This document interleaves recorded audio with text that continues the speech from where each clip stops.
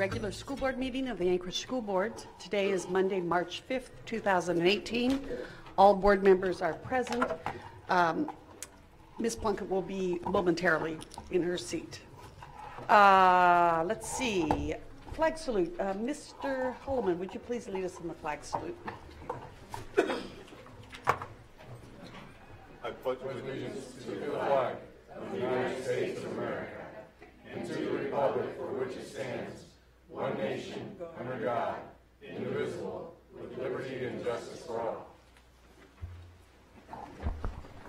Thank you very much. We're going to begin with our safety moment. In line with our Destination 2020 goals addressing safety and security, we share the following information. Restrooms are located at the far end of the hall, directly across the atrium. An automated electronic defibrillator, an AED, is located across the hall in a white box, and a first aid kit is mounted to the wall by the second exit. We do not conduct evacuation drills during our meetings, so if an alarm sounds and an alert is announced, this is the real thing. Please begin to take safe action immediately. In the event we have to evacuate the building, there are 4 exit doors, and they're all located on your right and lit, have a lit exit sign over them. Once you enter the atrium, proceed quickly along the safest route to a door leading out of the building. If you do not have a vehicle here, or it's unsafe to enter your vehicle and you need a place to wait for help, we have designated the parking lot next to the gas station as our rally point. If you see something that is dangerous, we encourage you to speak up and clearly alert the room of the danger you see, and we encourage everyone to quickly begin to take safe action. Information will be provided throughout the event as available, so everyone can best decide the safest action to take given the current situation. And our specific monthly safety topics, Ms. Snelling, please. Thank you. So my time to change the clocks. Daylight savings time begins Sunday, March 11th, 2018. Don't forget to set your clocks forward 1 hour. This is always a good time to review the following spring safety checklist. Smoke alarms. Test your smoke alarms every month and replace the battery at least once a year. If the alarm makes a chirping sound, replace it immediately. Carbon monoxide detectors. Anything that burns fuel can potentially become a source of carbon monoxide, an invisible, odorless gas that can kill. CO alarms should be installed in a central location outside each bedroom and on every level of the home. The safety tips for CO detectors mirror those of smoke alarms. Change the batteries, test them, and interconnect them if possible. Also, make sure vents for your gas appliances, fireplace, dryer, stove, and furnace, are free and clear of snow or debris. And your family emergency plan. The National Safety Council recommends every family have an emergency plan in place in the event of a natural disaster or other catastrophic event. Spring is a great time to review that plan with family members. More information on this and other safety topics can be found at the National Safety Council website at nsc.org. Thank you very much.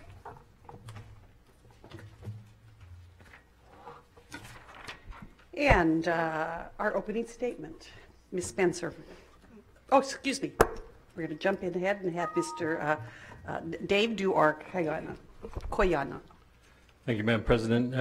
Koyana is the central Yupik word for thank you. It is also the name of our site-based award of appreciation. Awards can be given to any employee or volunteer in recognition of achievement, service, or dedication. Kianas can be viewed or submitted by filling out an online Kiana form through the ASD website. One Kiana will be randomly selected from the website to be highlighted at bi-monthly board meetings. This meeting's Kiana comes from Mandy Clark, Principal, Government Hill Elementary, and goes as follows. Kiana to Pam Butcher in Publication Services. Pam Butcher runs the print shop, and she is always so helpful and positive anytime I have printing needs. She has been especially helpful printing materials that have been translated into Spanish for our immersion program. Thank you so much. We couldn't do it without you. Thank you very much. And now, Ms. Spencer, the opening statement. We want to welcome you to our board meeting and thank you for attending and supporting the work of the Anchorage School District and this board. The board thanks students, parents, teachers, staff, school business partners, and the entire community for your investment in our district with your time, your talent, and your tax dollars. As partners, we will respect your time and make this meeting as efficient and effective as possible. If you are unable to be physically present for the entire meeting, you may choose to tune into the Municipality of Anchorage's Channel 9 or YouTube to watch the live stream. Recordings of meetings are also available through the agenda and board docs and are closed captioned in compliance with Section 508 of the Rehabilitation Act. The primary purpose of the regular business meeting of the Anchorage School Board is to recognize excellence, receive reports, approve policies and contracts, as well as decide on the rules and processes followed by the board to facilitate orderly decision-making. The role is to govern, not solve management issues. My name is Kaylee Spencer, and I'm the student representative to the board. I was elected to serve through the ASD Student Advisory Board. Although my votes are only advisory, I offer student voice to this body. And thank you very much. We now move to the approval of the agenda, and I'll entertain that motion. I move to approve agenda. It's been moved and seconded. Is there any dissension? See none, we have an agenda approved. We now move to public testimony on non-agenda and non-action items. The board welcomes public comments on agenda items, both action and non-action, as well as in general. We value public comment as it both ensures that we remain aware of public thoughts, ideas, and concerns, and it informs our decision-making process. We have a table front and center with 2 seats and microphones available for your testimony when I call your name. You have 3 minutes to testify, and you may begin speaking when the timer appears on the screen to your left. When the number turns yellow, you have 30 seconds left, and when the number reaches 0, please finish your sentence. So the first name I have is Elena Drager, and because we have 2 seats, I'd like to also invite Kim Minery up to the 2nd seat. We have a question. Yes? We have some late arrivals. Is there a process for them to? I'll push them to the end and move down the list then. Okay. Judy Elledge, is she? She's going to testify. There was someone else that came in, she said. Okay. So moving down the line. No, we're here. Oh, you're here. Judy Elledge is here. Okay. Present. And Hester Sanders, please. These seats, please. Yes. I was unclear. What should the late arrivals do? What's the process for adding? I'll put them at the end of the list. We'll just keep their names on. I'll put them at the end. Okay. Very good. Ready? Should come up any second. And please state your name for the record. My name is Ilana Drager. Hi, thank you all for taking the time to listen to me. I do appreciate it. I just wanted to share a story that happened 3 years ago. My son was dropped off at elementary school that day by his grandmother who was visiting. And in the recess, a mother who is a school district employee but was a mother of a child in my son's class went up to my son and told my son that she had to address the child that had been one gender as another, and that she had gone down to the court and changed the child's name. My son was in shock. One, seeing the student he had gone to school with for 4 years in his class, now being something completely different. So my son was confused. He's a child. He doesn't understand. They then walked into class, and my son was still in shock, and the teacher announced to the class that this would be happening and that this child's name was now this, and this is how it would be done. My child raised his hand and was told that he could not ask any questions, he could not make any comments. He came home 7 hours later distraught. This mother, this is how he found out. After a year of working with the school district, we finally came to an agreement that my son would be protected at school in the same way that this other child was. My issue is not necessarily the choice that the family for this other child has made. My issue is that my child, who is raised to believe in God, and which is his freedom, and to be protected at school, was violated. My concern is that my child, whose limbic system is not developed, does not understand. And now in 6th grade, and these kids are all together because they are at an immersion school, they're all together in a classroom. And now the issues that are being discussed with the children because they were never properly taught by their parents. Whether it was to agree or to not agree, they were not taught prior to walking into this.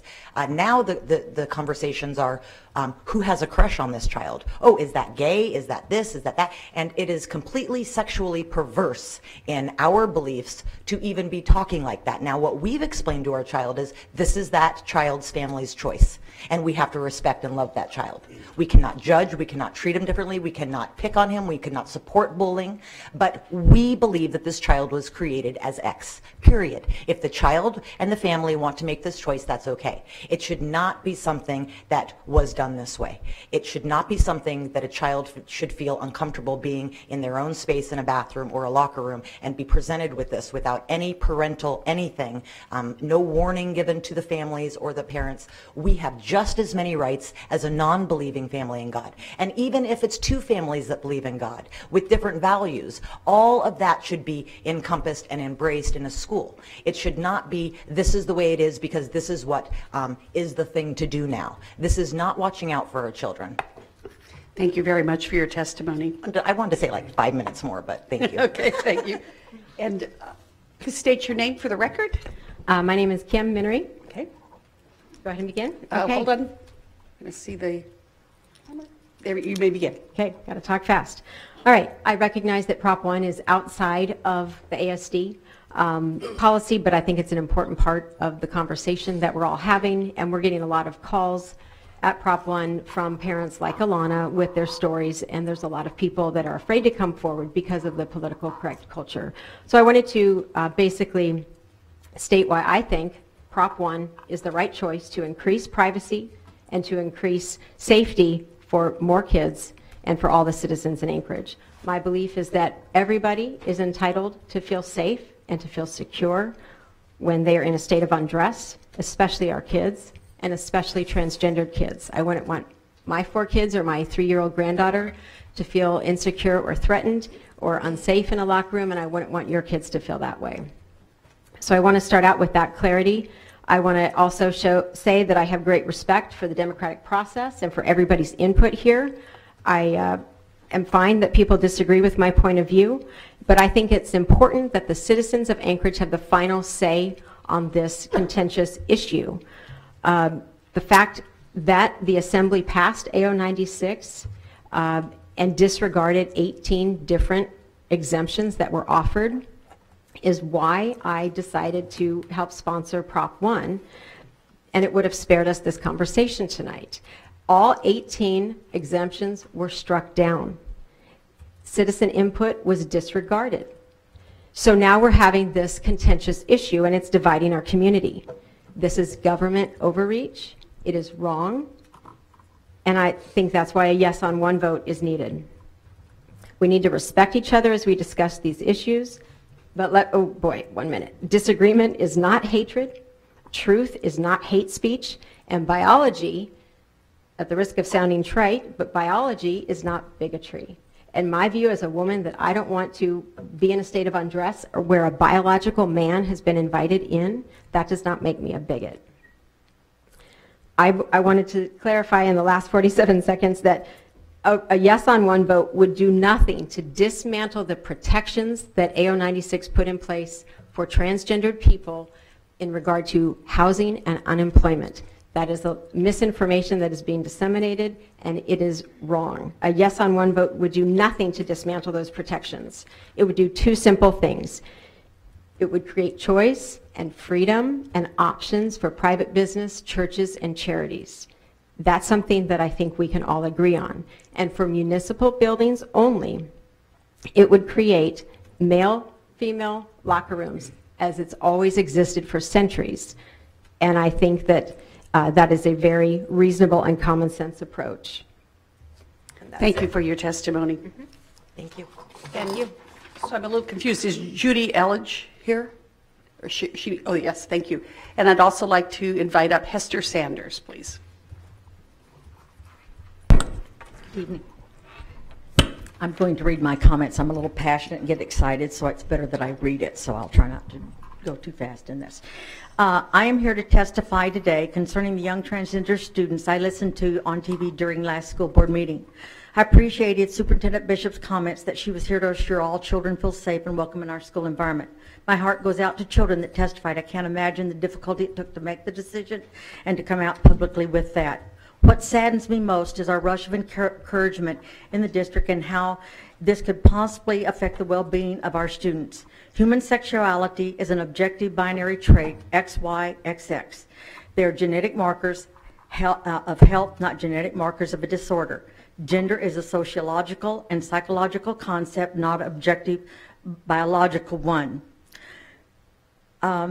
I believe your administrative guidelines on working with transgender students from your EO department that came out in 2015, I believe to be an error when it uses Title IX and the civil rights law as its basis, since neither is a protected class.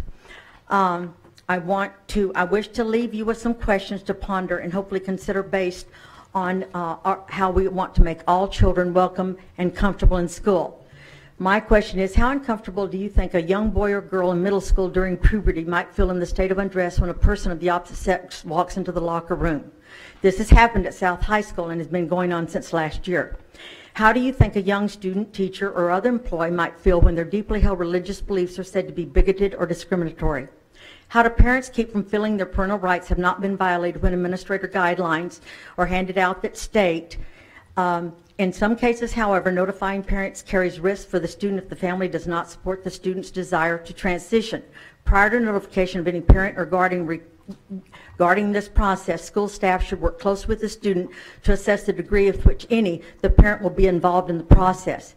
These are students that still require parental permission to take an aspirin, go on a field trip, or play sports.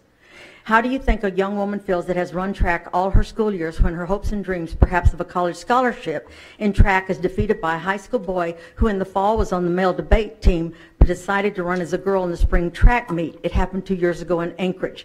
That is not what Title IX is, and it wasn't what it was meant to do, and it's not equality of women.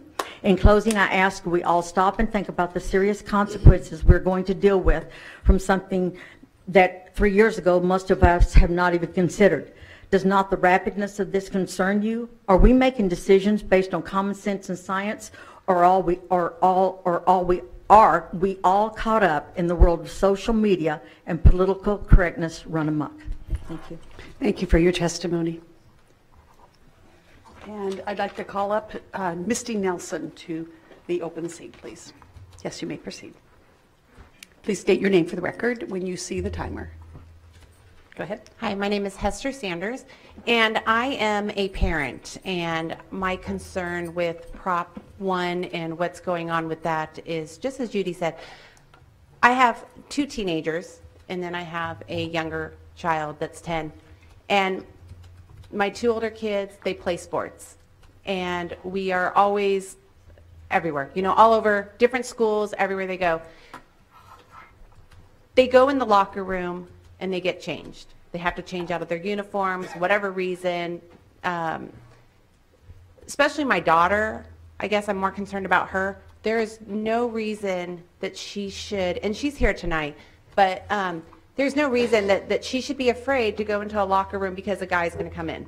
And having a teen son, he's not at that age, you know, where he's all into girls yet, but it's very easy for the boys, the teen boys, because I also work with teen boys, easy to just say, oh, today I want to be a girl, so I'm just going to go into the girl locker room. And when we were coming here, I mentioned to my son that we were coming to this, and he goes, oh, Mom, that's so wrong. And I said, why? Why do you say that's wrong? And he said, because they don't belong there. You know, we're using the right bathrooms. You know, girls use girl bathrooms, boys use boy bathrooms. And if they're going to change, they need that privacy. They need that area. That's their space, and nobody should walk in. When we teach our children right and wrong, we teach them those little things that in their mind that go, oh, this isn't right, and to alert us and to keep us as parents informed.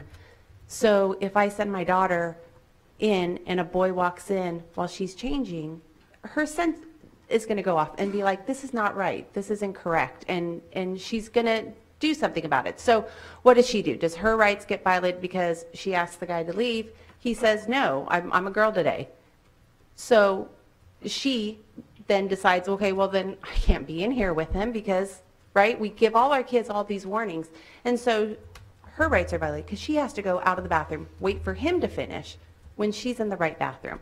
So Prop 1 is very important to me as a teen, as a mom with 2 teenagers and one that's coming up in teen years, because my kids are involved in sports. We travel all over Anchorage and we go to different schools across Anchorage. And so it's not just isolated in one school, but it's everywhere. And I just want to protect my children. Thank you for your testimony. I'd like to call up Jennifer Weisenen. I'm sorry if I mispronounced it. Weisenen, thank you. And Ms. Nelson, you may begin. Misty Nelson. I am switching things up a little bit, but I was part of the Northern Journeys grant that was done in conjunction with ASD along with the university. And actually Jennifer and I just traveled together to Baltimore and to present on the Northern Journeys grant, which was super exciting. So that's why I'm up here. But just to give you a little bit of background, the Northern Journeys grant, the goal is to bring in culture and arts into the classrooms. And so I've just had a super positive experience as a teacher and working with a student teacher who's finishing her MAT from Southeast UAS. And we've had artists come into the classroom, from cartoonists to dramatic theater. This is at the 4th grade level. We have had the privilege to go to the Alaska Museum and the Alaska Native Heritage Center to go and learn more about Alaska's cultures and bring those into the classroom. So really focused on Alaska cultural state standards. It's been amazing and awesome. And I hear that it might be going away. Not totally for sure of the reasons, and I haven't heard that straight from anybody, but it's been such a blessing and an awesome opportunity for me as a teacher, for my host teacher, for the collaborative efforts between ASD and the university. I'm also part of, through AEA, our professional development committee, and we also work with ASD's EEJC committee, so working with mentoring. And I just want to say that it's been awesome, and if there's an opportunity to keep it, I really recommend it, and I'd love to be a part of it again. I think it's doing awesome things for our kiddos, especially at the elementary level where we don't have as many extracurricular activities. Northern Journeys grant, that's all. Thank you. Thank you. Jennifer. Thank you for providing, may I start? Yes. Great. Thank you for providing the time for me to speak this evening. I am a grade 1 teacher as well as a parent of a child who attends a school in our district. I want to extend my gratitude to the school district for partnering with UAA concerning the Northern Journeys grant. As Ms. Nelson just spoke, this project is a collaboration between the University of Alaska Anchorage, the Anchorage School District, and the community arts and culture organizations. This project is in its 2nd year and has impacted 2,000 ASD students, 19 schools, 26 student teacher host teachers, and 8 early career teachers and mentors. This grant has brought in national and local artists in order to promote community collaboration, critical thinking, and communication. As Ms. D just spoke, or Ms. Nelson, I just returned from attending the American Association of Colleges of Teacher Education Conference yesterday in Baltimore, And the common theme during the sessions, it's critical that universities and school districts work together as partners. Hence, I hope that ASD will continue to support the Northern Journeys grant. My grade 1 students recently had an artist come from the John F. Kennedy Center for the Performing Arts in Washington, D.C., and he did in 2 hours, by teaching drama, what I've been trying to teach in 4 months concerning classroom management. He has permanently changed the way I will use classroom management in my classroom. I also would like to discuss how our educational system needs are changing. Tony Wagner, a Harvard researcher, states, our current education system is obsolete and needs reinventing. He asserts that knowledge today is a commodity. The world no longer cares if you are smarter than a 5th grader or how well you do at Trivial Pursuit. What the world cares about is not what you know, but what you can do with what you know. Then the question becomes, do you have the skills and do you have the will to use the knowledge that you have acquired? What kinds of skills will our people need in this new global economy, he asks. Mr. Wagner interviewed a wide range of innovators from Apple to the United States Army. He asked, what's important? He found, and I quote, "There's a set of core competencies every young person must be well on their way to mastery before they leave high school, not just to get a job, but to be a continuous learner and active and informed citizen in the 21st century. The following are his core competencies: critical thinking, the ability to ask the right questions, collaboration across networks and leading by influence, agility and adaptability, initiative, and entrepreneurialism. Effective oral and written communication, accessing and analyzing information, and lastly, curiosity and imagination." In his book, Creating Innovators, The Making of Young People Who Will Change the World, he talks about innovators all having the same patterns in their development growing up. They had play, passion, and purpose. Play is a critical piece concerning the development of oral language. My friend Ariel Johnson, a Heinemann Fellow, refers to oral language as manipulative to reading and writing, much like Unifix cubes are used as manipulatives during mathematics exploration. As we embark on this installation of the Reach for Reading program, I respectfully ask, is time up? Bummer. Can I finish my sentence? Thank you. That the Anchorage School District teachers and principals be allotted the ability to use professional judgment in regard to the needs of the students in each community. I had some really good stuff. And you may send that to the board too if you wish. That would be excellent because I have parent feedback. School board at asdk12.org. Thank you very much for your testimony. I'd like to call up Valerie Eckberg Brown, please.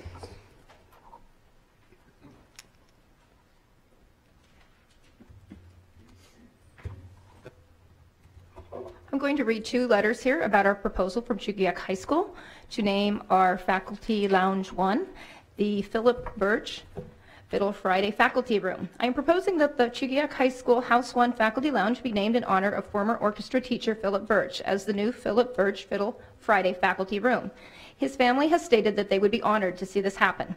Philip Birch was an inspirational faculty member of Chugiak High School, working with both students and staff in a cheerful and positive manner for all of his years of service as an orchestra teacher.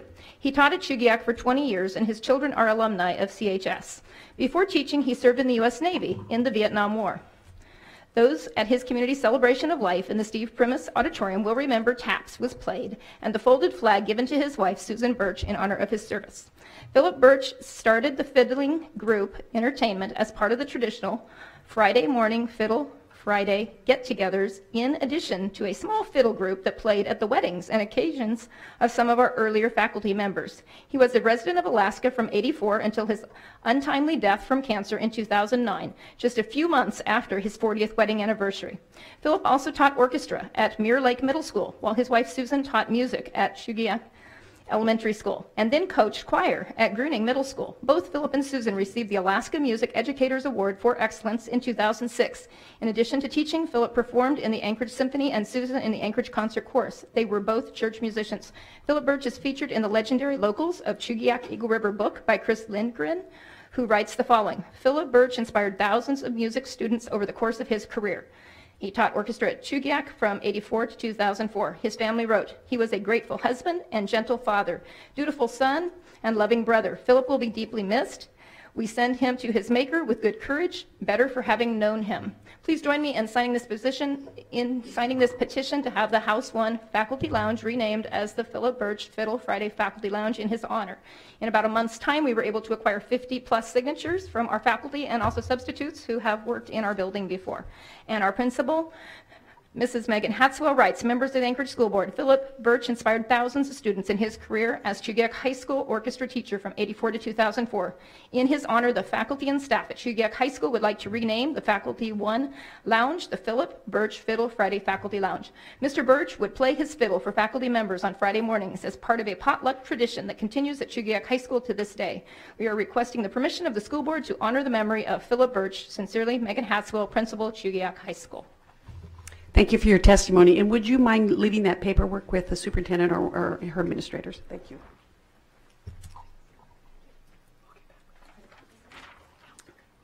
And that's all I have who signed up for non-action item testimony. Is there anyone else who wishes to testify? Okay, could you please come forward and state your name for the records?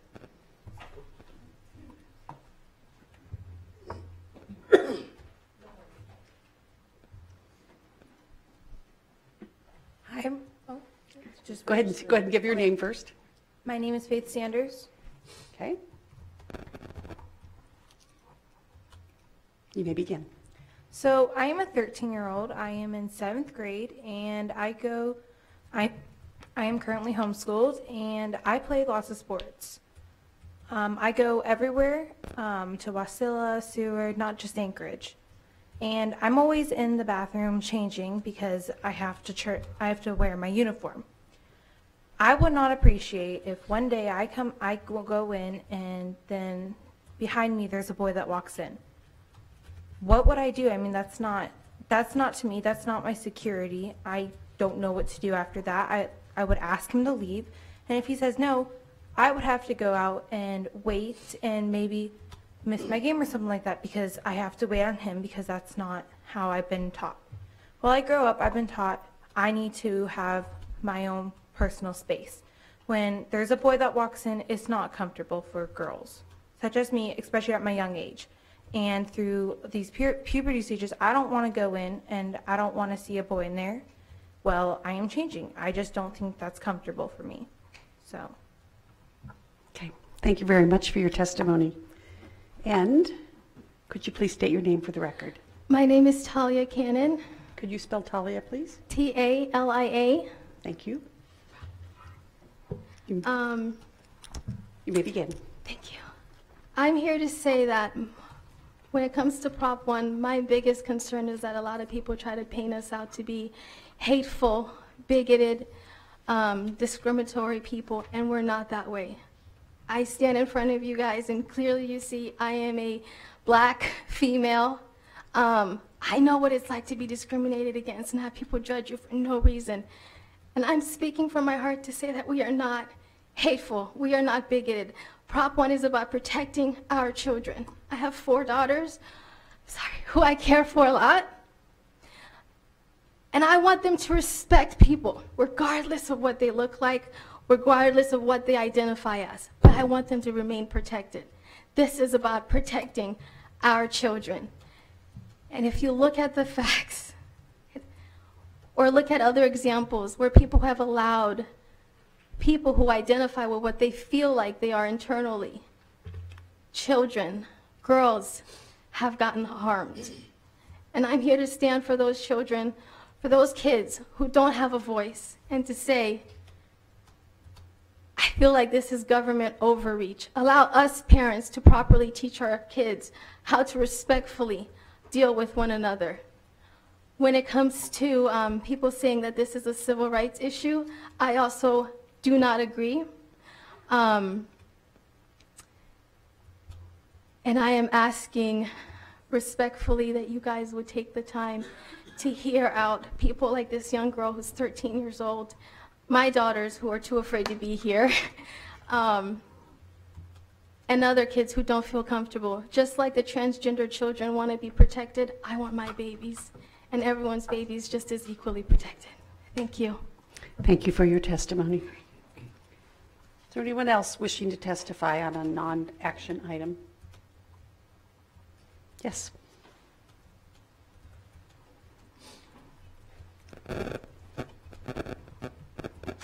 Again, please tell us your name. My name is Jessica Minguez. Can you spell the last name, please? Minguez. Thank you very much. I haven't been able to testify earlier.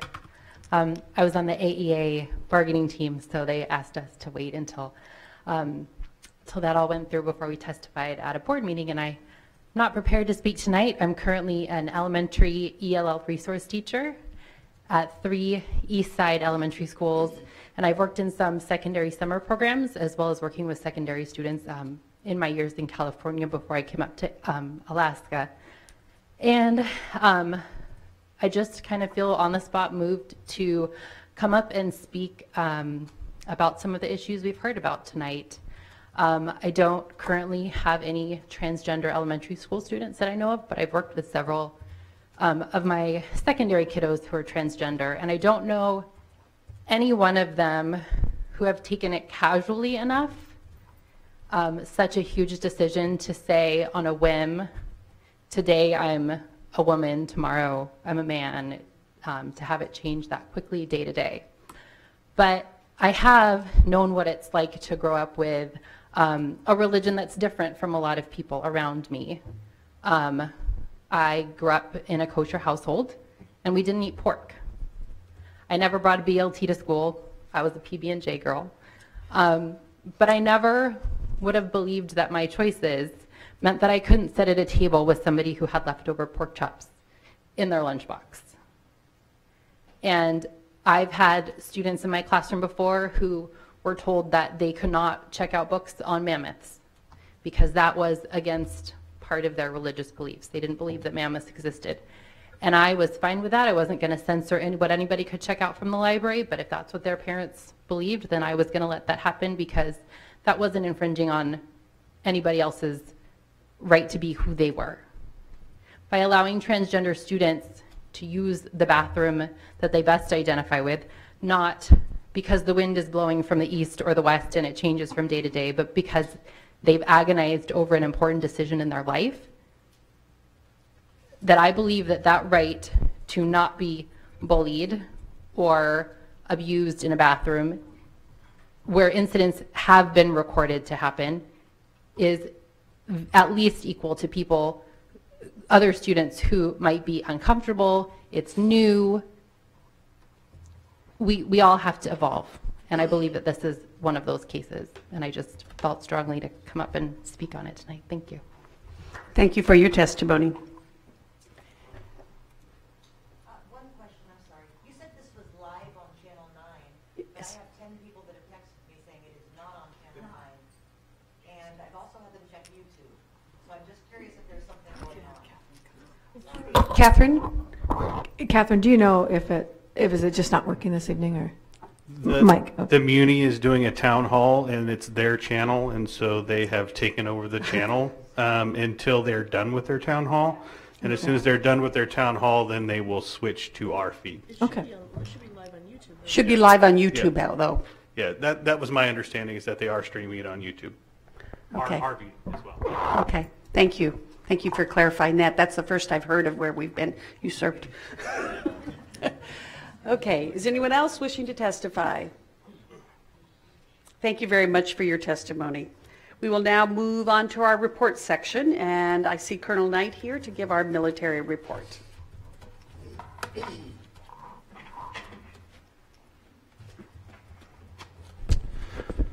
Good evening, Madam President, Dr. Bishop, and school board members. Thanks, as always, for allowing me to come and speak to you. A little bit on what's going on out at the installation. We're just finishing up a fairly large Arctic Edge exercise, Arctic Shield. You may have seen some Marines and additional Army folks running around town. We are looking at a fairly heavy exercise schedule throughout the spring and into the summer. We'll start a large exercise the first week of April, which may affect some school bus movements, and we'll definitely coordinate that with the school district. The 425 Airborne Brigade Combat Team is starting to return from Afghanistan, which is relatively positive. That will return through May, and so you'll see families be reunited, and then they will instantly go on block leave, which means you may see additional kids missing school as their parent comes back from Afghanistan, and then they take some time to kind of reunite. We have about 200 people from the 90th Fighter Squadron down in Florida working at the weapons system evaluation program, shooting live missiles, and so that'll happen throughout the rest of the month.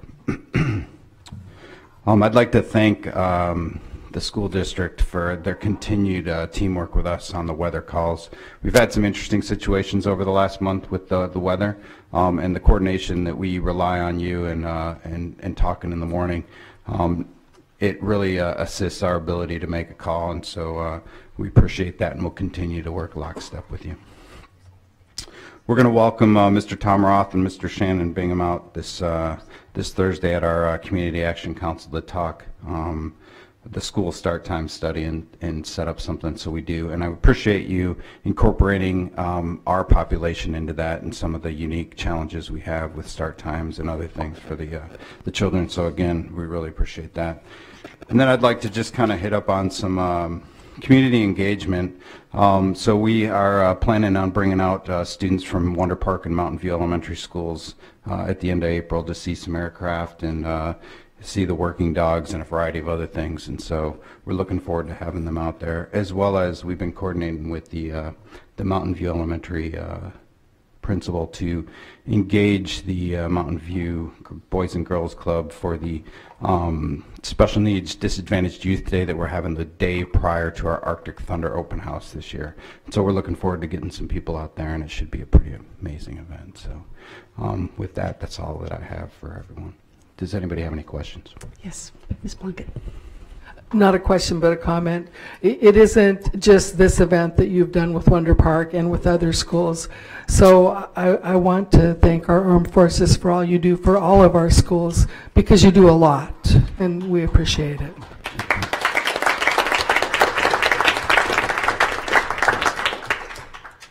Thank you. Any other questions from board members?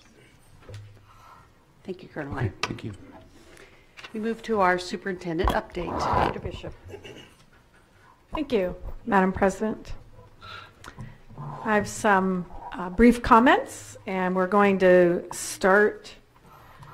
Let me see, what's the start? Safety update. There we go. I just wasn't sure which one was to begin. I did want to share with the board that during the work session, you may have seen some of our administrators not here. We actually did have another one of our safety meetings upstairs with our community and some staff, as well as internal community, as well as external to our organization meeting. And we are bringing some information this Wednesday to the governance committee to share. And as we know, we are addressing and focusing on school safety.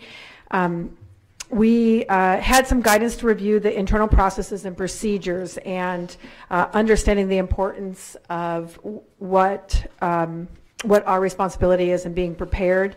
One of the biggest items, and because we know of social media area and what is true and what isn't true, we're really coming up with internal and external communications. Really, how do we respond to threats, whether they are real threats or perceived threats, can be confirmed or not confirmed. Either way, we need to communicate. We talked about facilities. This was a section of this, as well as the processes and procedures of what's happening in school, or rather what is happening now. This morning we were invited to be on a call with the governor early this morning at 9 with folks from commissioners from Health and Human Services, Police Department, folks in Juneau, folks in Anchorage, just to discuss the bigger picture of school safety in our state.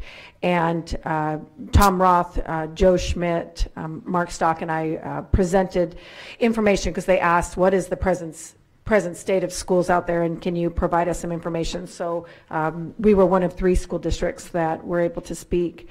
We did share, so that the board understands, when we look at people and staff, that the budgetary impacts of flat funding actually have affected the number of people in schools. Over the last 5 years, we've reduced about 14 security staff in secondary schools, and about 3.5 counselors in secondary schools. And as we know, and what we know about safety, presence is key to be present in a school, out in hallways, communicating with kids.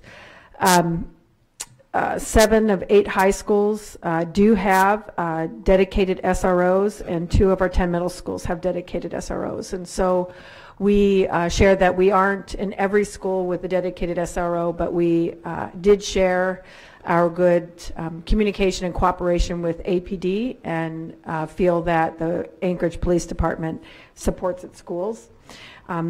As you know, they are spending more time around school sites, and we did have someone notice, so we wanted to share with the board and our families that APD is, when they can take a route that is near a school, they're going to take that route and be around our schools. As far as equipment, our update to the governor this morning was in 2013, which was post Sandy Hook tragedy that happened in 2012, we were provided by the state legislature a safety money, one-time safety money, and interior locks, surveillance, intercoms, radios, duress buttons, and many of our electronic systems were provided for. However, these are now aging and there isn't funding for replacement. We do look to move to transition to keyless entry systems for additional security and replace and upgrade analog surveillance systems to digital. So we do still do analog, which isn't as good as a digital system and timely. The governor, as you know, in his operational budget for school districts did not include an increase to the BSA, but there was quite a large capital budget. So we did mention that actually ASD and other school districts could benefit from some of the capital money to put infrastructure into school buildings for school safety. And then finally, training. And Joe Schmidt did an excellent job of educating the folks on the committee in regard to ALICE, which is alert, lockdown, inform, counter, and evacuate, and can be used in any of those orders. In fact, we look to evacuate first and speak to real incidences. As you may recall, they did share that the communication system at Stoneman Douglas was in code. And as you know, ASD moved away from code. We don't say, a code red, because everyone in a building might not know what that is on that given day. And so we are very blatant in our communications. There is an intruder at the side exit, west wing of the building, by rooms, whatever. And so that we really equip our students and staff to be able to think, and the first goal is to move away from danger. And then we also have sustained currency on all statutory drills, and we did mention that the cooperation with the APD as well as the fire department is ongoing. So I wanted to update the board on our safety and security and let you know that some language will come forward for administrative regulations so that we really articulate the communication that happens internally in a school, again, for real threats, perhaps a real threat, as well as those that aren't substantiated, but they run out there on social media and people don't know whether they're substantiated or not. So a manner in which we actually communicate either way with our community, our students and their parents. And we're going to continue this work. The governor is creating a task force, if you will, that includes law enforcement and school people, and Tom Roth has suggested that Joe Schmidt serve on that committee and represent ASD as well as other people in the state due to his training and expertise in the school safety. So with that, I just wanted to share that information. Additionally, at our last meeting for finance, which happened at the last board meeting, we did have the CAFR come forward, so the comprehensive audit, and wanted to share that that committee was able to answer questions from the auditor. They were here. It is moving to the district to actually our agenda item for a board approval, and we just wanted to provide and let our board members know and provide a time now to ask any other questions. Jim Anderson, our CFO, is prepared. He'll come forward if there's any question on the financial report. He can certainly answer them now if you have any before the board is asked to vote on it. It is on action items, so we wanted to be sure that there was that the board felt comfortable and all their questions were answered before we were able to get to that time on the agenda. The questions were answered at the place as well, so you may have shared with each other. So I know this isn't the first time you've seen it. Seeing none, we can always, again, at the time that it's up for vote, ask as well. And I wanted to end on good things because the school safety is a priority for us, and it's the tragedies that have happened has really brought us together in a way in our community, and we're thankful for that. But in addition to our focus on staff and students, there's just lots of good things happening in ASD. And I wanted to share this past weekend some items that occurred. I wanted to let you know the list of candidates for Presidential Scholars Program, that ASD had 29 students that are eligible for that, which is terrific, and that is a high scores on testing nationally, so they're competing actually nationally across the United States. So there's quite a high number here. And a few of the kids, I heard their names and I saw the list of names. So they were here today. So they were in our audience today. The 2018 ASA First National Bank World Language Declamation Contest was held at South High on March 3rd. And I want to let you know that our very own South Anchorage High School received the academic award with a collective 3.85 GPA for their folks competing. All in all, 142 awards were given to ASD students from 8 schools. And again, this is the World Declamation is a statewide competition, but we had 40 third place goers, 48 second, and 54 first, the most out of anyone. So even given our size and our ratio, that was still more than expected. So we were proud of that. All languages? Languages, yeah. So South, Chugach, Service, Diamond, Bartlett, West, Eagle River, and East participated, and the 5 languages were French, German, Spanish, Chinese, and Japanese. The categories were trivia, poetry, impromptu, and dialogue. And there were multiple levels, including new to the language, immersion students, as well as AP. So we try to compete apples to apples and oranges to oranges, so it was fair. Native speakers as well as non-native speakers. Also, Bartlett Army JROTC cadet Natalie Mobley won the 8th Brigade Essay Contest. Her essay on emotional intelligence was selected from over 115 entries from 8 states and the Pacific region. Her essay is now moving forward to compete at the national level, and we want to congratulate her for that. Greening Middle School won a coveted Globe Trophy for Geography Now. YouTube sensation Paul Barbado, who came from who went to Greening Middle School last week. He attended the competition, and the teachers, Michelle O'Leary and Caitlin Beringer, applied and won this opportunity for their students, and it was quite fun. We presently have March 21st, we're celebrating Music in Our Schools Month, and ASD Music in Our Schools Showcase will be featuring student performances at Fifth Avenue Mall in the Ed Center. Also, we are celebrating Art in Our Schools, and the opening was last Friday at the Anchorage Museum, and it was standing room only. It was a terrific event. Tudor Elementary won the Follett Challenge Elementary Division, a $3,000 prize, and that was by Michelle Catrona, teacher there. If you're looking for something to do, coming up, basketball March Madness is upon us on the 22nd to 23rd. They not only have the basketball championship at the Alaska Airlines Center, but also the Alaska Cheer State competition will be March 21st there. So always, and I believe that from now until the end of the year, it's going to be packed with millions of opportunities for kids and celebrations for kids as well now through the end of the school year. So I wanted to end on there are good things happening in ASD. Thank you. Thank you very much for your report, Dr. Bishop. Moving to our Student Advisory Board Representative Report, Ms. Spencer. Okay, so we haven't had another Student Advisory Board meeting since the last school board meeting.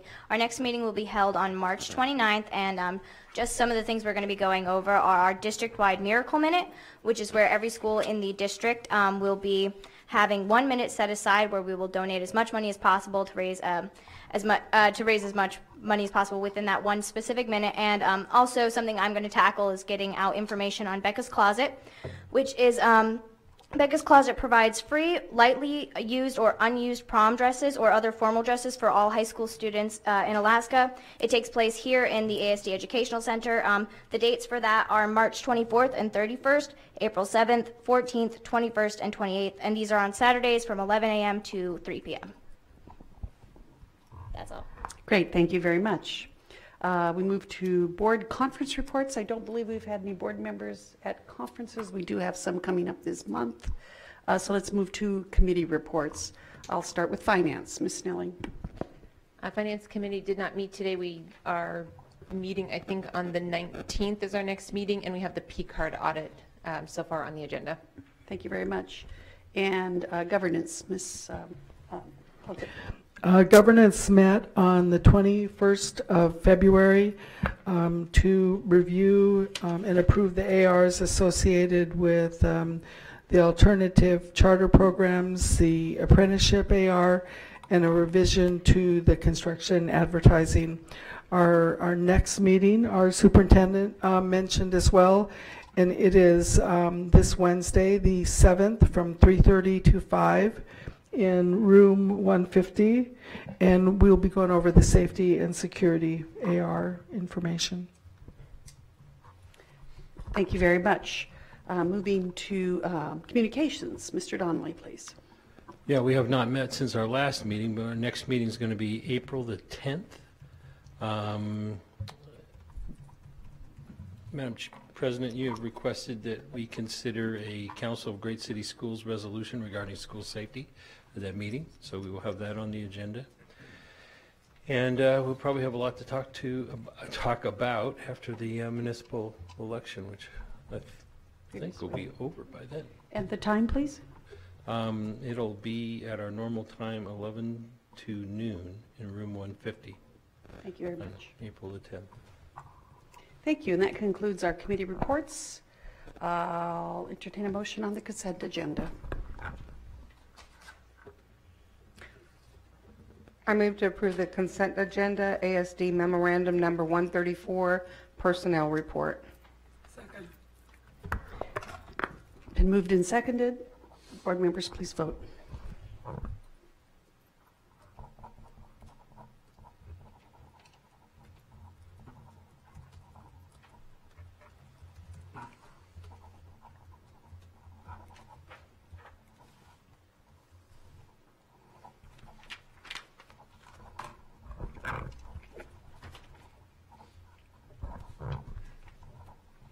And the motion carries 7 yeas, 0 nay. We have an agenda, a consent agenda, passed, and move to action items now.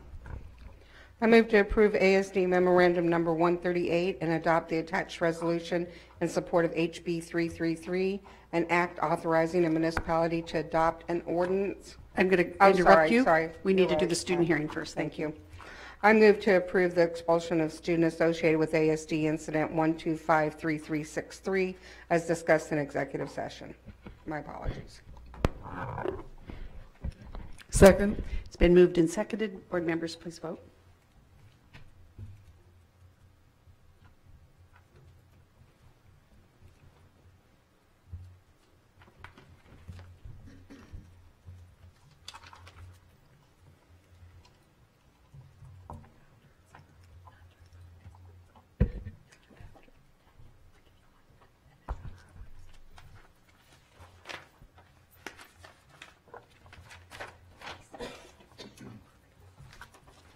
And that motion carries 7 yeas, 0 nay. Okay. Now I approve. Or I move. You need to do your... Right. Thank you. We're a little out of disjointed. So at this point, we move into our action items, and we again will have a segment for public testimony, similar to what we had earlier. I have a table front and center, and there's 2 seats and a microphone available for testimony when I call your name, and you'll have 3 minutes to testify, and you'll see the speaking. You can begin speaking when you see the timer on the screen to your left. When it turns yellow, you have 30 seconds left, and when it reaches 0, please finish your sentence. So I'll entertain the motion, and then we'll open it up for public testimony. We'll close public testimony. We'll have board discussion, and then we'll get our student advisory board vote, and then we'll move to the official vote. I move to approve ASD memorandum 138 and adopt the attached resolution in support of HB 333, an act authorizing a municipality to adopt an ordinance prohibiting the use of cellular telephones while driving in school zones or on school property. Second. Been moved and seconded. I'll open for public testimony. Seeing no one wishing to testify, I'm closing public testimony, opening up board discussion.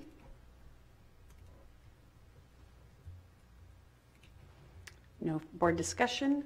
We'll move, board discussion is closed. We'll move to our student advisory vote. Yay. Now, board members, please vote.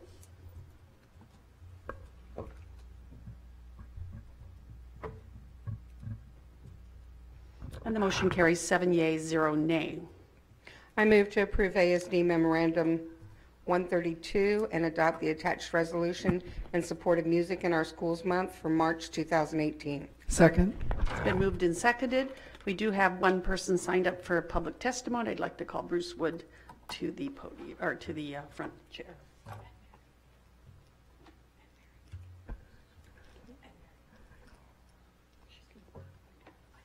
And Mary Wills. I'm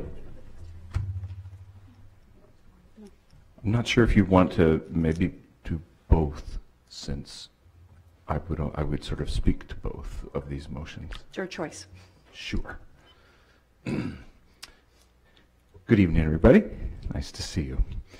In September, I reported to the board the good news that fine arts here in the Anchorage School District has a direct positive impact on student academic achievement. At the high school level, GPA is higher, SAT scores are higher, ACT scores are higher for students enrolled in fine arts classes. In addition, those same students enrolled in fine arts graduate at a 10% higher rate than the general population and achieve 90% attendance 8% more frequently. These fine arts students are the same students demographically as all of our students. At the ASD Youth Art Month show opening last Friday that Dr. Bishop mentioned, 4,000 parents, students, teachers, and supporters came to see student work. In addition, we also have shows this month at City Hall, the Lusac Library, Eagle River Library, and the Mall at Sears. Once again, thanks to the support of this district and good teachers, we have started 2,400 beginners on band and orchestra instruments district-wide and have 93% of our 6th grade elementary students enrolled in this instruction. Of course, in honor of this special month, on March 21st, as mentioned, we'll have multiple performances from ASD music groups at the Fifth Avenue Mall and here at the Education Center. In terms of decisions in difficult times, something that is more your role than mine, it seems as though the good news is that middle schools will be instituting either a 7 or 8 period day, which will continue to allow our youth to explore important electives in their lives, just at a time when a substantive examination of what interests them is so critical in languages, art, music. Thanks to some very fine work here in this building at Secondary Education, this means that electives will once again be available to many students, not just the few. Thank you so much for these resolutions. Thousands of lives are affected positively. Thank you for your testimony. Are you sure you don't want to speak, Ms. Wills? Just to make sure that I invite all of you, if you haven't made it to the museum, I know that Madam President made it down on Friday. It's an amazing show, and I encourage you to see it or to listen to the music that's going to be here on the 21st. Thank you very much. Is there anyone else wishing to testify on this resolution? Closing public testimony, opening for board discussion. Closing board discussion, our student advisory vote. Yay. Board members, please proceed to vote.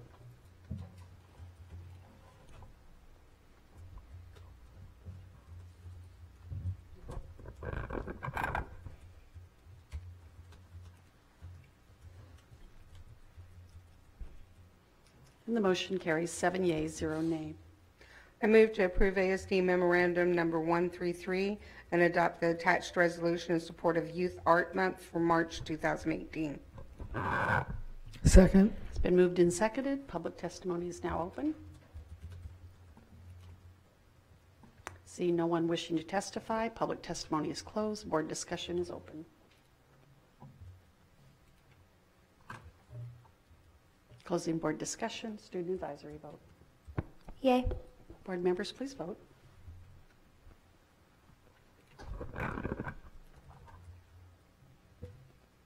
The motion carries 7 yeas, 0 nay.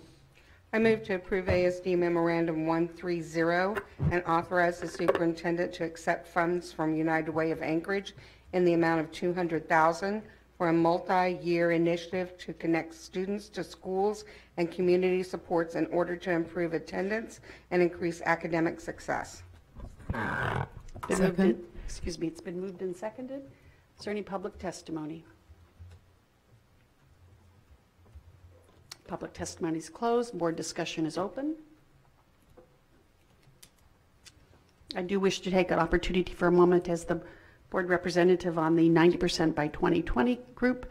This is some of the work that we've done in that strategic impact group in terms of finding ways to support the graduation initiative by supporting students in the at all levels in terms of getting the services they need from the community in order to make them more successful in school. So I'm proud of the work the group has done, and I'm thrilled with the collaboration with the Anchorage School District in making this possible and the expansion of the Plus schools through this initiative. Closing board discussion, student advisory vote. Yay. Board members, please vote.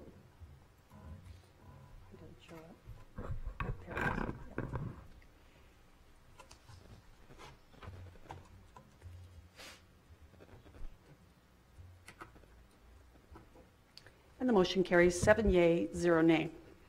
I move to approve ASD Memorandum Number 139, the Comprehensive Annual Financial Report for the fiscal year ended June 30, 2017, and authorize the superintendent to forward this report to the Commissioner of Education, State of Alaska, and the Anchorage Assembly. Second. It's been moved and seconded. Is there any public testimony? Seeing none, I'm closing public testimony, opening for board discussion. Ms. Snelling. I just want to take a moment and thank Jim and all of his team for getting this all pulled together. Every year it is one of those semi-painful tasks and long hours get put into it to pull this report together that is mandated and to go in and do these deep dives that are important to be done, you know, in our systems. But I just want to just recognize the accounting team for everything that they've done and say thank you very, very much. Ms. Plunkett. I will echo that, but I would say it's very painful, not semi-painful. And but have a very dedicated group that puts in the time that needs to be put in to accomplish it, and wanted to also say thank you. Mr. Holleman. I'll echo that and say I've seen years where I think it had to be prepared 3 or 4 times. So really it's a cakewalk now by comparison, but it's a huge effort, and especially in the uncertain atmosphere that you have to create it. I think most people don't understand how little you know about what the funding is going to be, and yet you have to put together a workable budget and be ready to amend it over and over. It really adds to the complexity of it, but thank you.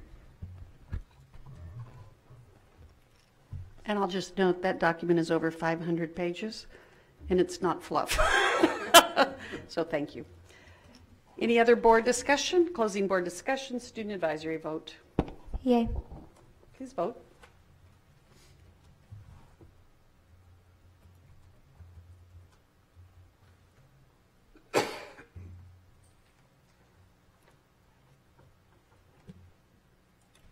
The motion carries 7 yea, 0 nay. And that completes the items on for action on our agenda today. We are now moving to future items or future business. Do any board members have items they wish to have considered for inclusion on a future agenda? Ms. Marsett? Maybe not a future agenda, but the bill, and I'm sorry I don't know the number of it right offhand, but the bill in the legislative right now on the public school trust fund. I was hoping we could get a comment or a kind of what our school district's thoughts are on this bill. The pros and cons? Right, right. So noted by the superintendent. Thank you. Mr. Donley? It wouldn't be so much an action item, but I'm wondering how to facilitate a conversation at a board meeting on school safety. So it would be more of a discussion item. Is there a way to facilitate that? I'm sure there is.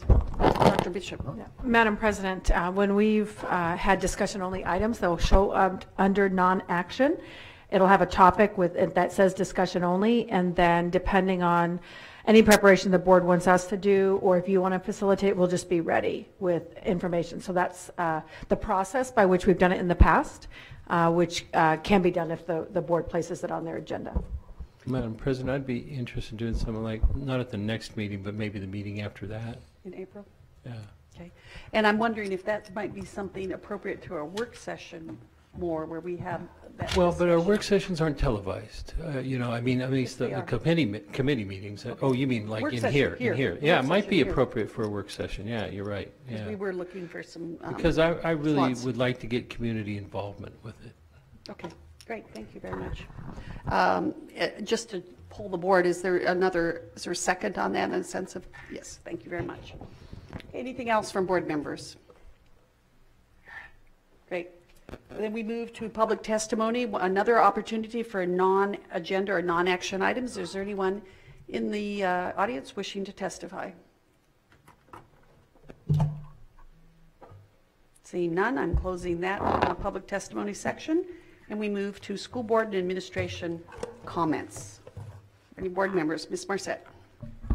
Just a reminder that on March 8th at 6:30 at the East High School Theater, there will be a screen documentary film, 100 Years, One Woman's Fight for Justice.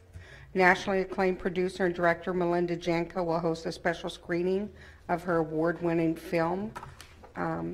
Unfortunately, I'm going to be at a community council meeting talking about bonds, or otherwise I'd be there. But this is something that, you know, it talks about 100 years, Janko's documentary is 100 Years, depicts the courageous story of Eloise Cobol, a Blackfeet woman from Montana who raised questions about missing money from government-managed Indian trust accounts, and the resulting 30-year fight for justice for 300,000 Native Americans whose mineral-rich lands were mismanaged. So it's a pretty moving story. Thank you very much. I want to take a moment and say some thank you to board members. I want to thank Mr. Holleman and Dr. Bishop for the testifying on HB 339 for the BSA increase. That was one that the students and Ms. Marsett and I also spoke to when we were in Juneau earlier in February. Also want to thank Mr. Holleman, Mr. Donley, and Ms. Marsett, and correct me if I missed anybody, for attending the Legislative Caucus this past Saturday and bringing some feedback to the board on what's happening in Juneau with our legislators. Also want to recognize, I worked on the Iditarod for many years, but I was very proud to see the Eagle River Junior ROTC as the color guard for the start of the Iditarod, and making us proud. Also, a comment, I've heard frequently in my time on the school board critique that we don't do enough with civic education in our schools. Yet I saw just in looking through my media reviews this morning that Tudor Elementary School was just awarded a $30,000 library update award for their Global Citizens program. And so they've shared information with children in peer students in Argentina. They exchanged peace banners with kids in Morocco, and they've learned about overfishing from experts. Additionally, I wanted to give kudos to the students at Eagle River High School and our own Miss Kaylee Spencer for their peaceful sit-in on Friday, speaking about their concerns about public funding for education, public education funding. And also, there were students outside of the Legislative Caucus on Saturday also stating their opinions. So if you need verifiable evidence of students' involvement, having learned the civic process, I think these stand as fine examples of what they've done. So kudos to our students. Ms. Marsett. I think a couple of our students might be going to Washington, D.C. on the 24th also for the march. Would you speak to that? Well, I know I personally am going down to March on Washington on March 24th. My mom was the recipient of the Milken Educator Award, so we are going to be down in Washington at that time, and we as a family are going to be participating in that march. I think Delave, another member of the Student Advisory Board, she is our public relations officer. She may also be going. She she was the leader of a walkout at Service High School in regards to safe schools and protection against gun violence, and she had a law firm offer to pay for her trip down to Washington as well, which I'm so proud of her for doing that. It's a great example of student advocacy and student leadership on her part. I hope to see her down there. So I know there are several students who are going to be down there at that walk. Okay. And final comment I have to make is we had a reference earlier to the Romick Middle School STEM Day. And if board members in the future, they do these annually, if you have an opportunity to participate, you will be very intrigued. I went into the session where they were dissecting cow eyeballs. Very interesting. Stay for lunch. I didn't stay for lunch, thank you very much. Are there any other announcements from board members? Yes, Mr. Holleman. Very quickly, from what I saw in the news, I wanted to say that I appreciate the stance the district took with students that reacted. I think in the aftermath of an event like Parkland, emotions and feelings are very high, and I don't think anybody encouraged students to walk out or stage a demonstration in any way, but it seemed to be, tolerated is not the right word, but it seemed to be allowed. And from what I could tell, the student behavior was outstanding. They made their points. They went back to school. I'm in touch with colleagues around the country. I can say it's not the case everywhere, that in a lot of places they've attempted to keep any kind of display or action out of the school, off school grounds, not during the school day, and it creates a lot of stress. And I think what we had was stress relief and respect for the opinions, and I appreciate all the staff and the superintendent and the comments that were made. Thank you. Any other board comments, announcements? Administration? Anyone sitting over there need announcements? No? I probably said enough, Madam President, but might I go out on a limb and I don't want this to be taken the wrong way, but I actually thought that the students were quite clever in some of their sign making. And so I do want to give credit to those young minds that they caught people's eyes. Thank you. Thank you. I'll entertain a motion for adjournment. I move to adjourn. It's been moved and seconded. No dissension. We are adjourned. Thank you. Daniel's so cute. He sent me a text message.